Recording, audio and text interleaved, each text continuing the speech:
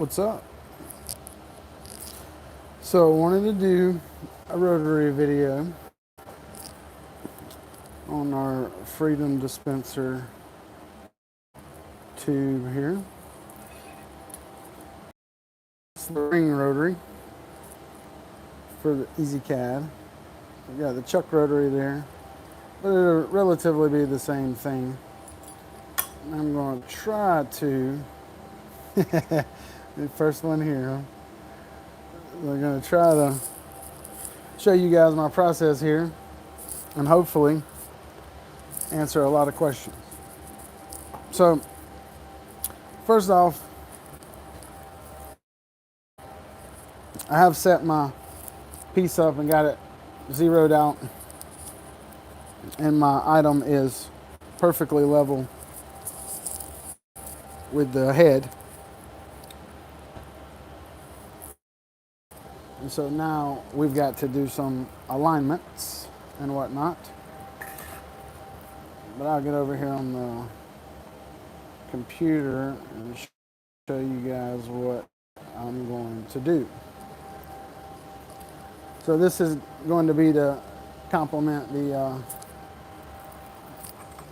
this guy right here.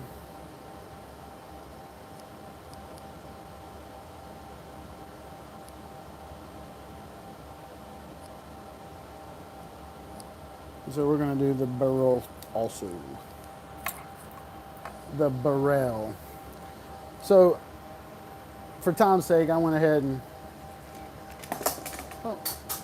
made a mess. I can put y'all up here. Maybe you can see the screen a little easier.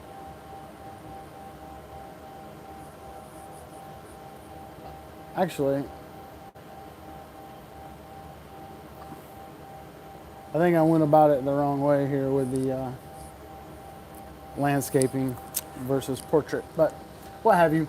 So I set the art up here, and I'm pretty happy with what's going on.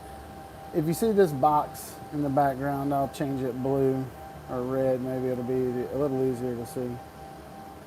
So this red box, that is the dimensions of the barrel. So that is pi multiply the diameter of the barrel, which in this case was about 11.01 millimeters.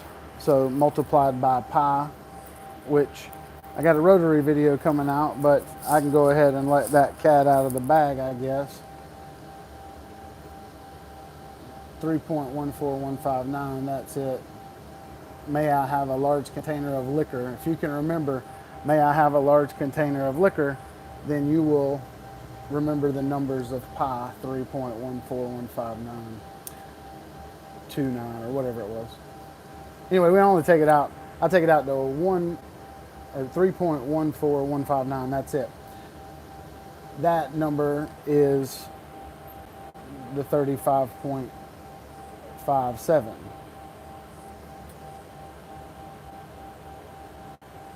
So this red line is basically my barrel. I've got a space over here on the side that is equivalent to my spacing. I took this and drew a little rectangle and put there, and you can see I'm at the edge of the H and the bottom of the A. Take it over here, check my spacing again. Well, close enough for government work. Same thing here. So if we start on the edge right there and move this all the way over here, get it close enough. You know, you get the point. We got the same spacing. So therefore, I can go ahead and move this out of the way, take this guy, center it. Not that it matters that much because it will still ran the job from where it started. But I've got this overhang top and bottom. So we're going to want to trim our art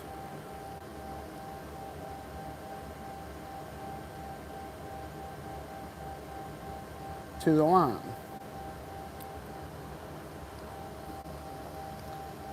Actually, I don't want to trim it. I want to intersect it. Oh, I got you.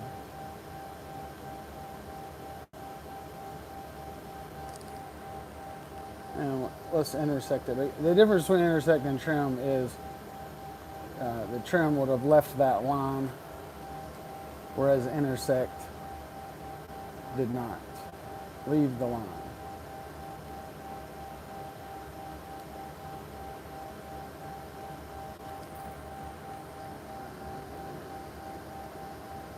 Well, I rotated it the wrong way, but that's all right.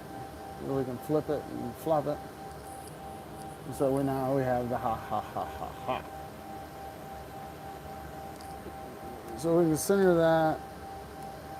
And this guy right here is a lot bigger than I need at the moment. So what I'm going to do now is I'm going to light that line up that I made, that box, to make sure we were perfect with our art. I've got that box lit up now. And so now we can come to the tool here and see that it's not perfect. I've got to move it about like that. And then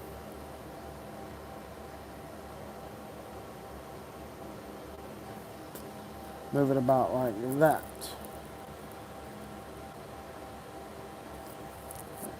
And while we're doing this, I did not get into focus yet.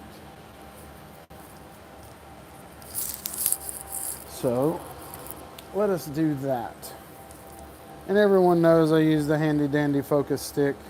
I'm going to be using the 175mm lens. The focal point would be up here. I always stay away from the lens. Ain't no sense in it, because once you find your focal point, that is a depth. It doesn't matter as long as you take the reference from the same point. And so you see we're a little bit off here. I'm going to go ahead and fix that. But unfortunately, I got to move that.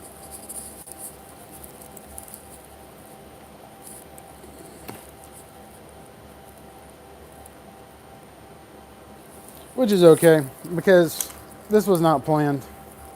I was like, I had to do this job.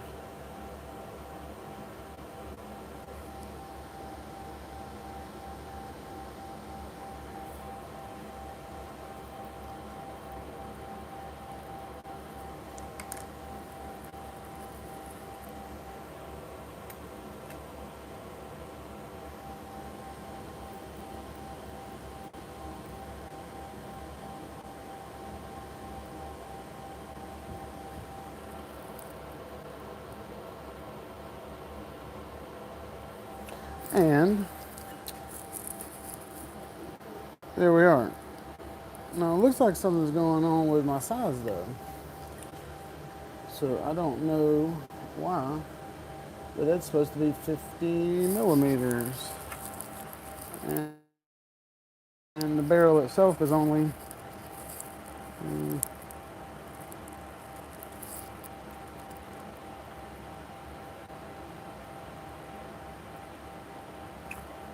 yeah, 44.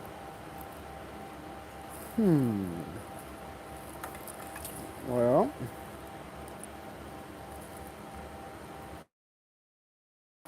that is definitely not 50mm.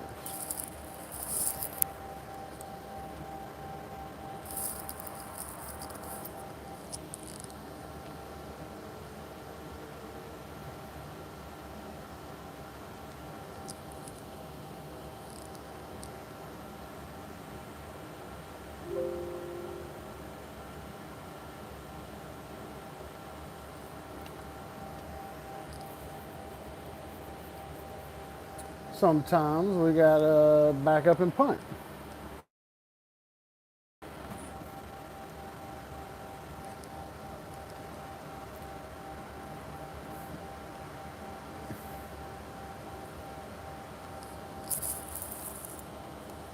See, that's crazy.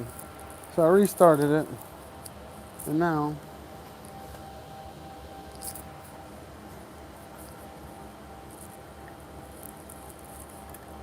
it's way bigger.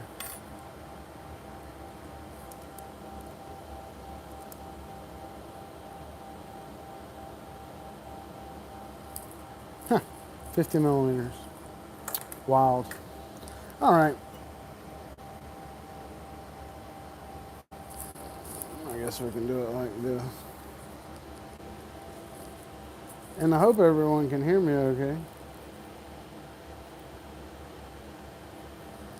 Give me a thumbs up if you can hear me okay.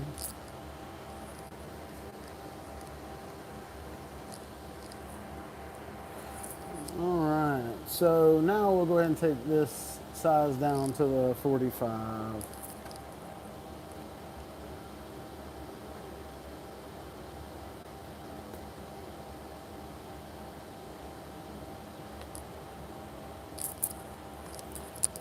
And that way we can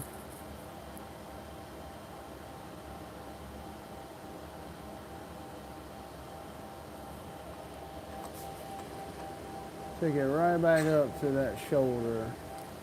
All right, so we'll remove our line here.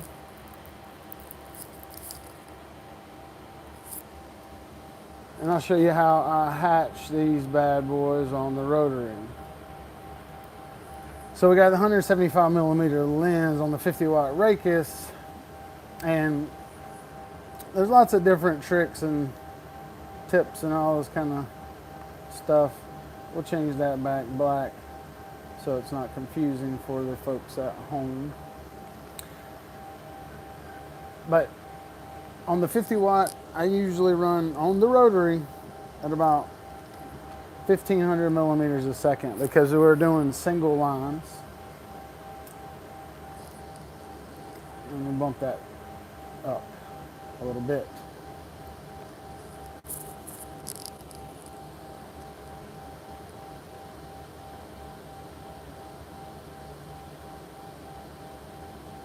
So now I'll go ahead and hatch it. And the only thing, the way your hatch panel should look if you're using the Rotary and ezcad is just something very similar to this. And we'll use a point.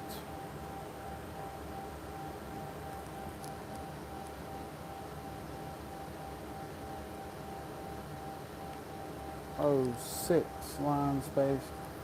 So on the Rotary, mark contour does not work. All calc doesn't work. Follow edge once doesn't work. You cannot cross hatch, and you cannot average distribute the lines, and you cannot rorate your hatch angle. Your hatch type has to have red in it. So there's only two. You have the unidirectional interrupted and then the bidirectional interrupted. But it has to be interrupted because when the interruption is when the Rotary actually indexes. Now it's very important to remember this number line space here. And I will tell you why, but we're going to want the other hatches disabled. And so the only thing we have enabled, the only thing we have checked is enable. And the angle is also very important. When you're rotating on the y-axis, like I am, you can only hatch at 0 or 180 degrees. If you hatch on the x-axis, then you can only hatch at 90 or 270 degrees. And I'll flip this camera around. I'll tell you why. So up here in the galvanometers in here, there's two of them. There's an X and a Y. So two mirrors. One moves this way and one moves this way, or vice versa, whatever. Beam comes and hits this mirror, bounces off of it, hits this mirror, bounces off of it, and goes down to your substrate. When you plug the Rotary in, it allocates the signal to whichever axis you assigned it, X or Y, it allocates that signal to the rotary. So that's why it's very important to remember what that line distance is, or line space. Because in the rotary panel, which we will get into in just a second, you have to designate what's called the split size. Well, the split size has to match the line space, or at least in some variation of it, meaning it has to equally divide into it, etc.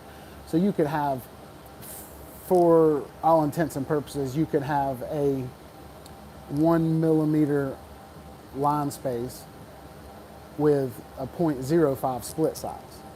So that would be like 2 steps forward, 1 step back type thing. But in this, we're just going to make sure they match, because like I said, the right hand has to know what the left hand's doing. In this instance, the right hand lives up here. Our left hand is down here. So that's why it's very important for the split size to match your line space or line distance, line interval, what have you, what you want to call it. So if it doesn't match, then that's why you get the erroneous lines in your art, etc., and so forth. So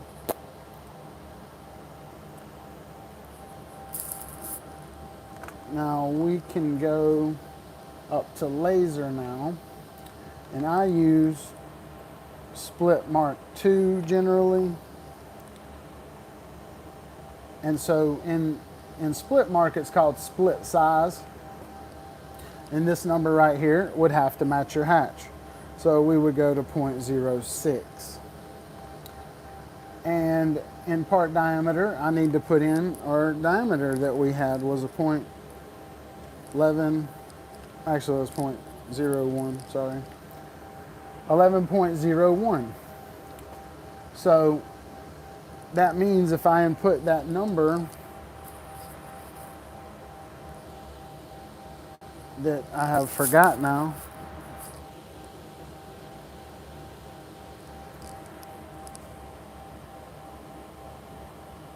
$34.557. Now, with 34.557 being input into this box, distance per, there's a decimal in there, 34.557. With the number being put in this box, then that means that when I come over here and we see that that bad boy is pretty level. So when I know you can't see me, but I'm just gonna click that button one time, and if our math is correct, then it should be right back where it was. And I do believe that our math is correct, because it looks about like it did when we started. So that was a 360-degree revolution, as I put in there our distance per, the total diameter of 34.557, and now we have the diameter of 11.1. So I'd say we're in good enough shape to actually mark this bad boy. I'm gonna double check one more thing real quick.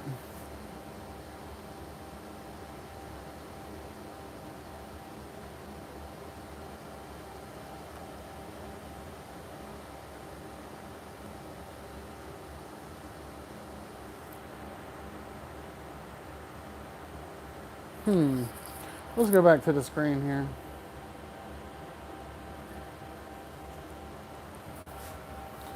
Because measure twice, cut once type deal. I see now my art is 33.098, which is only 1 millimeter.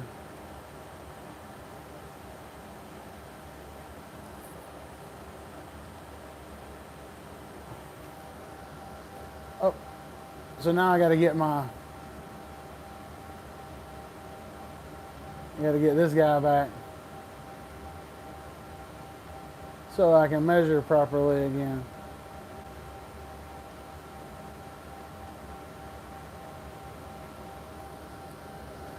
And so that's about 3.7. You can't see it, but we just call it 4 millimeters. 3.7 is the space in between That's also known as a pitch. So my pitch is 3.78. So that means I need 3.78 millimeters in between here on the other end and here. And it doesn't look like I'm going to get it. Because if I make another box from here to here, that's oh no, that's 35.94. So it's a half a millimeter over. What was my number? 30.55. Well, I guess it is okay then. Well, here's another little handy dandy trick a lot of you probably don't know. You know, you can toggle in between the last tool you used and your pointer with the space bar. So if you ever needed to draw a bunch of squares and move them around and then draw another square, makes it a lot more efficient. But anyway, that's for another day.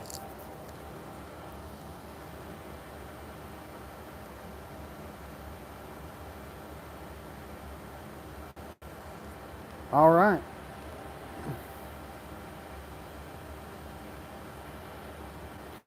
So once again, that's what my hatch panel looks like. Only enabled 0.06, nothing else checked, and we have red, which makes the hatch type interrupted.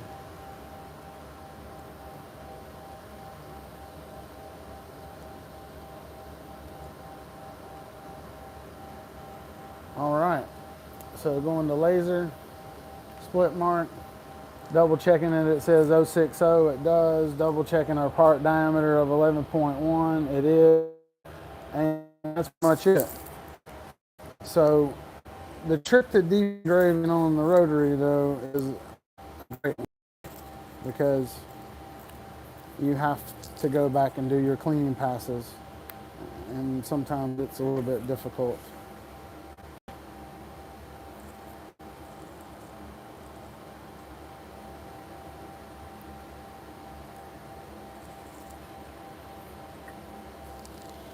So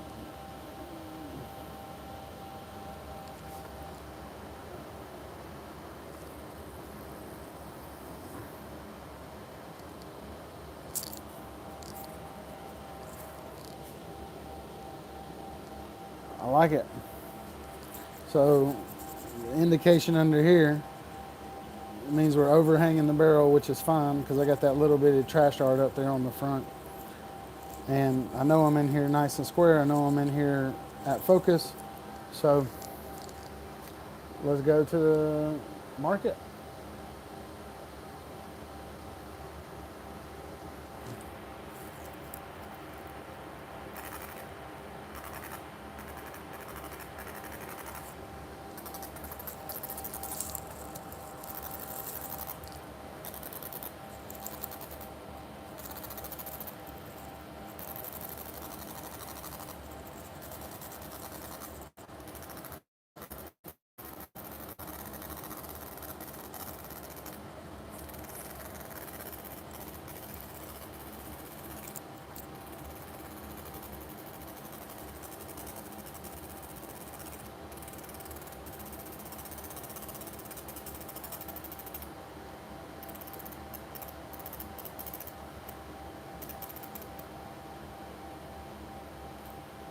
Sweet.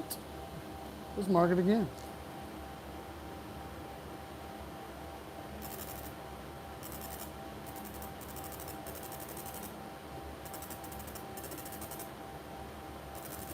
So that in essence is how you do full wraps. It's relatively simple if you know the math. Just remember, like I said, may I have a large container of liquor. If you can remember that saying, may I have a large container of liquor, then you will remember as much of pie as you need to do this and lots of other things. I mean, I work on robots That's vector math that we use for absolute positioning. When we go out 6 decimal places and get, or 6 holders, that's what that is. So I like it. So right now, there's multiple different ways to do cleaning passes, but just for educational sake, we'll go back here. And so literally I'm just going to change, I'm not going to change anything with the hatch. All I'm going to do is change pin 1. We're at 1500 and 100.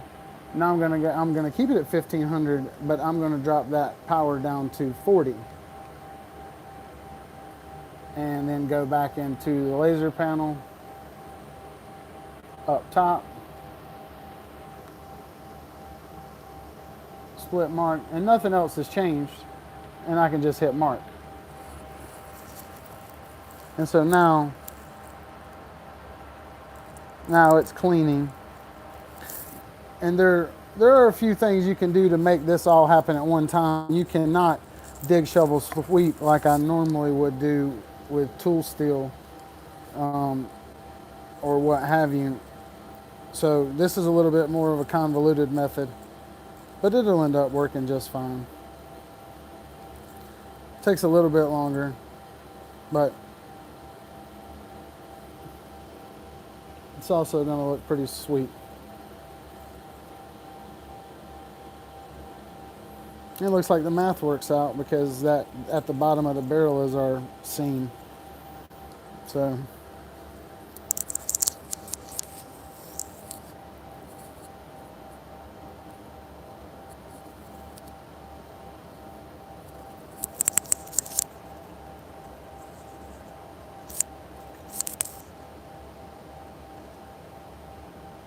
we ain't deep yet.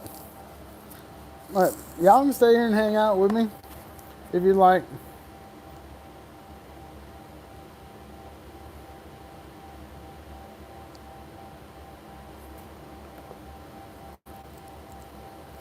Watch it dance.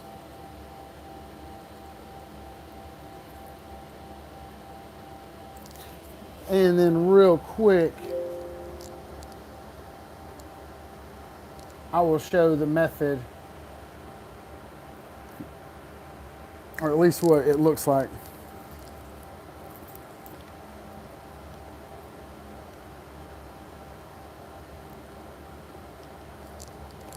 If you just bear with me, I'm typing. 260 is probably what we'll do there.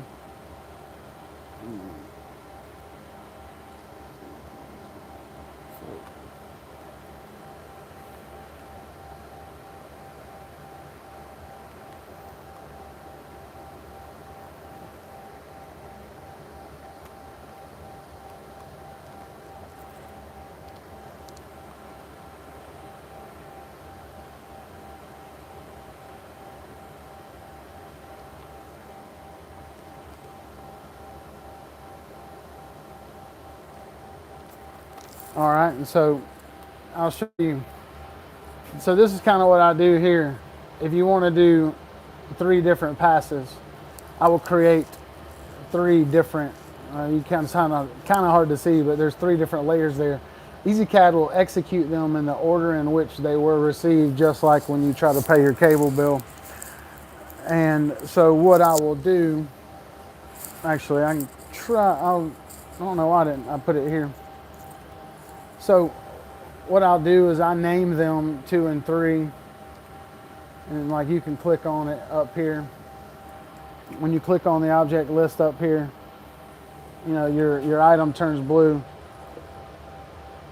right there. And if you hover over the little blue part, double click it, a dialog box comes up and you can name them. Now, what sucks is whenever you hatch it, it'll rename it, or it takes the name away actually. But that's what we're going to do with the first one. And then we go to 2, which is here, and then we'll hatch this guy. and then leaving everything the same, we'll just hatch him with pin 1. And then we go ahead and put him to the center, which apparently is no bueno. But that's okay. We'll address that in a second.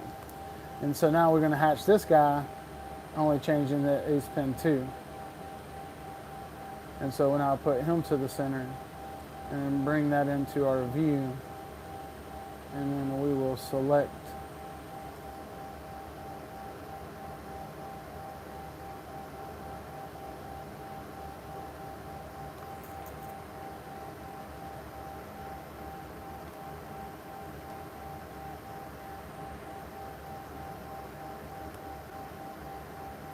marry those bad boys up real nice and good, which we should be able to do relatively easy.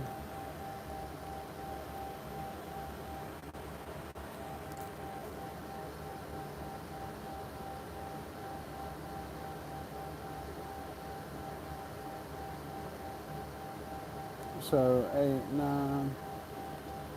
So we go to 8, 5.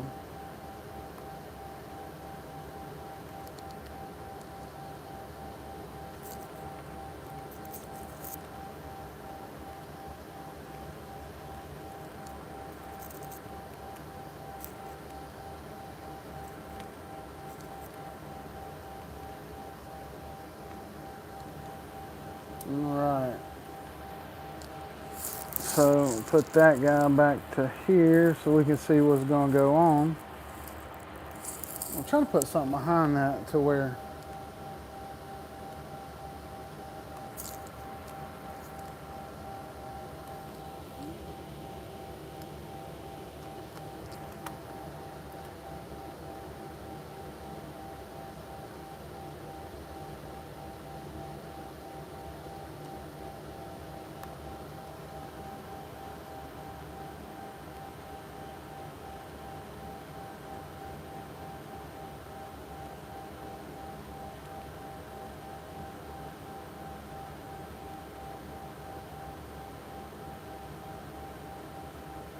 all right, so, oh, sorry, what I didn't show you, apologies. So now I have all 3 selected. So what it's going to do is it's going to run the first one with the hatch I assigned it using pin 0. Then it will turn right back around and run the second one with the settings I assigned to pin 1. Then it will run the last one with the settings I assigned to pin 2. And this is all going to happen pretty quick, but you should be able to watch it and you'll be able to see the 3 independent strokes. And here we go.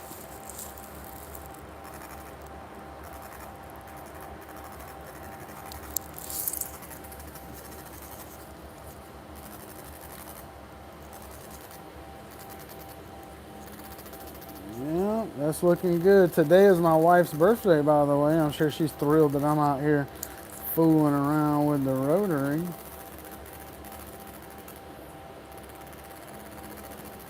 But do you see the light change tones?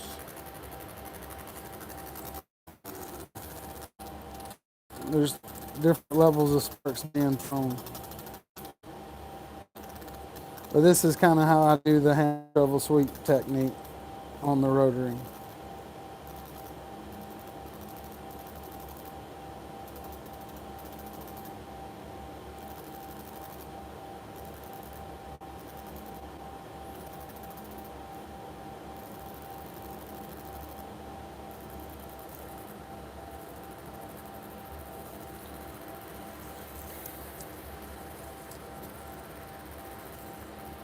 That's it. You guys got any questions?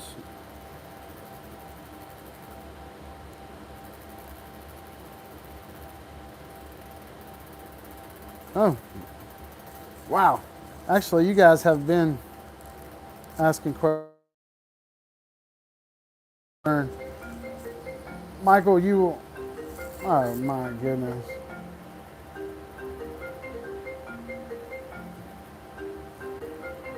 You will be happy to know What in the world? No caller ID. That don't even happen anymore. Oops. A little knife I did yesterday. It's from my new brother-in-law. I hope he don't see it because that was kind of be a gift. But yeah, Michael, I am doing light burn.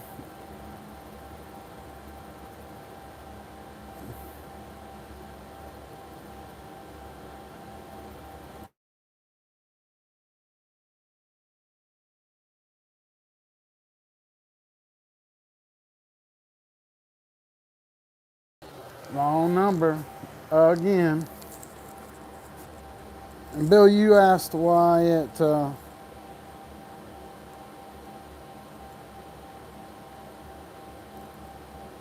bearded builds. Why does it move back and forth so much and not one smooth turn?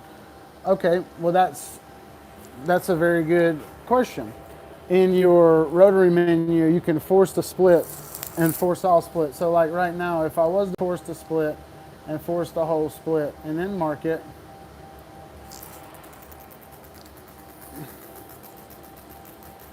it would do exactly what you speak of. The problem with that, in my experience, is it allocates too much heat. But you can see the 3 layers of spark.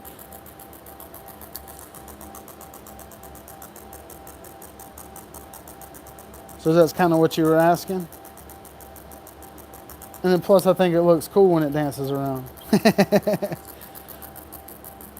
But you see the 3 levels of spark. So that's kind of how we're somewhat, oh, I'm about to zap my phone. That's kind of how we're getting but we're getting some depth.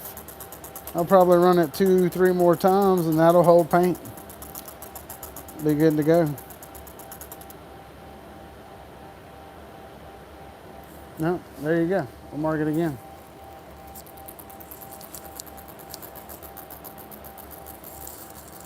I need a backdrop. Y'all give me a thumbs up. All right, I'm doing this for free. I need some help. I need some motivation to do it.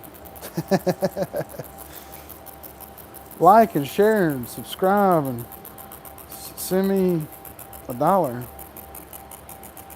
Yeah, there we go.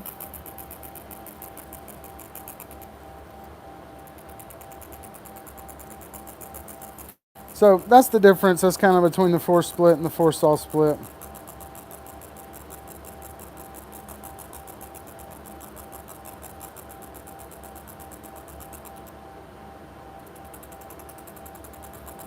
Hey, Joe. No trouble. It's wifey's birthday. I'm trying to stay out of trouble. To answer your question, Kat, if so, like this was done. This was done in a single pass. So was this one. This bad boy right here actually turned out better. I did change one thing on this. This is going in my gun show stuff. But this was done in one pass. The difference between the two is this is actually engraved. You can feel this. So where it's black is, you can see my line spacing in there. So where it's engraved, black is also engraved. And so we got a little bit of iridescence going in there. Now this one was just single pass black annealing. And that is so black it looks wet. So if it is brown, then you are going too slow, the heat is too high, or your line space is way too close together for what you're doing. I actually run, if y'all seen at the beginning of the video, my hatch was still set up. It was at 002. So this annealing was run at 002. And man, these knives mark so good. These are the ones that I carry. So very black, no chemicals, just all laser.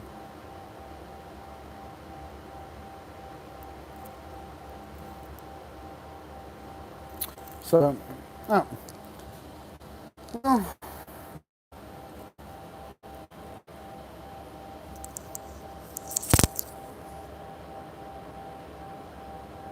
no, that's going to look fantastic after we polish it up, for sure. But I actually could probably work on those settings a little bit. They're probably still throwing too much sparks. So we're going to go up to that.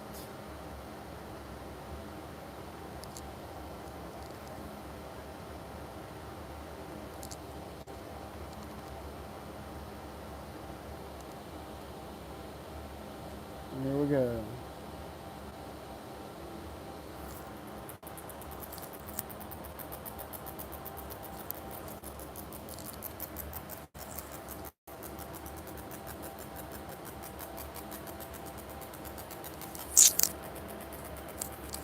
Well, hope everyone had a good time.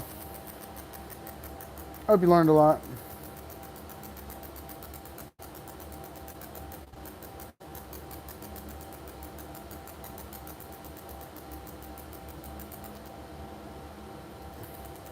And hello, Donna.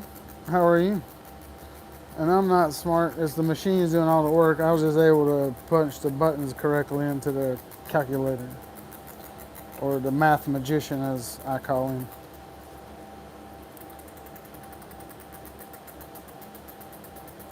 If you watch it, you can see the 3 layers. I think my first pass is still a little too tough, throwing that many sparks. But we're definitely gaining some depth, and that's what it's really all about. So I'm going to not force the split anymore.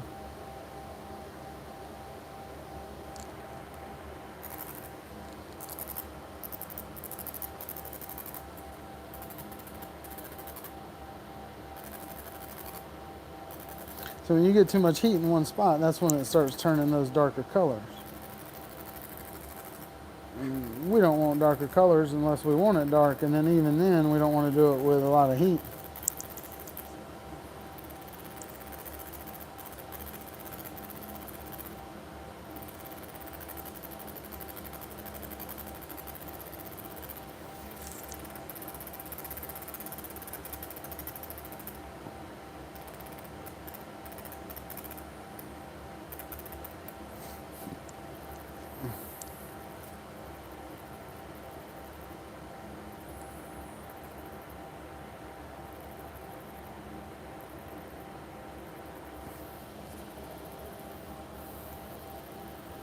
Yeah, I like it.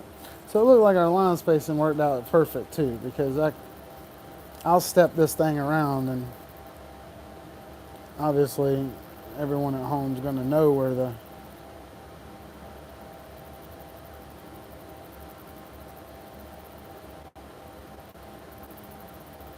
our seam was. Or will they? See, it's all brightening up now. Looking good. Looking cute.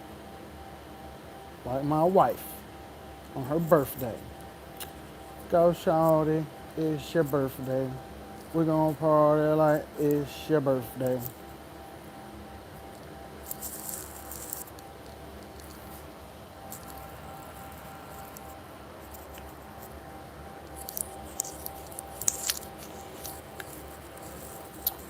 So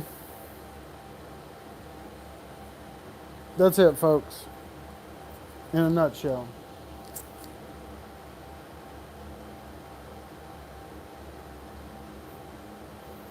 And that looks way cooler that way. I swear it does. Well, I appreciate it. Oh wait, I said I was gonna step it around. So let's step it around. We're gonna step it 5 millimeters at a time.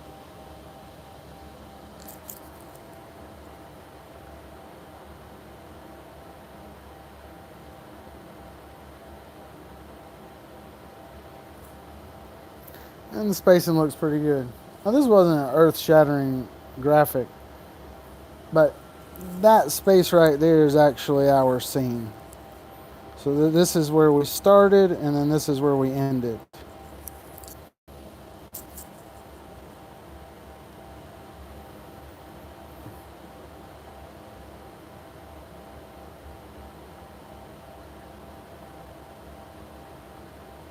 Well, cool deal, guys. Thanks for watching. I really appreciate it. Don't forget, I'm giving away 10 brass coins with coupon code GETSOME22. We had an exceptionally wonderful year, and that's my way of saying thank you to all you guys at home that are burning these things all the time. And we thank you for it. So I guess I still have to do a dad joke even though we're live. And I'm kind of, I don't know which one to do. I'm at a loss for a dad joke. That's terrible. I usually know like a whole bunch of them. Well, why didn't the ghost cross the road? Because he didn't have the guts. See you guys. Thanks a lot for watching. We appreciate it. And happy holidays coming up. Merry Christmas, for one. Merry Christmas. Thanksgiving's coming around the corner. Is one of my favorite times of the year. So, got a lot of new stuff coming down the pipe. I ordered that laser yesterday, the one that we're going to be giving away. So, first of the year, me and John, we got to figure out what we're going to do there. And everything should be coming together. We'll give that 30 watt away next year. So, I was hoping to get it done before the holidays, but you know how it works out. Always something working against you. So, you guys have a good day, and I really appreciate you watching. And be looking out for that video for the charity giveaway, because we're going to try to do something cool for the children's home or something of that nature up here for the holidays. So be on the lookout for that video. It's definitely coming. We'll see you guys next time.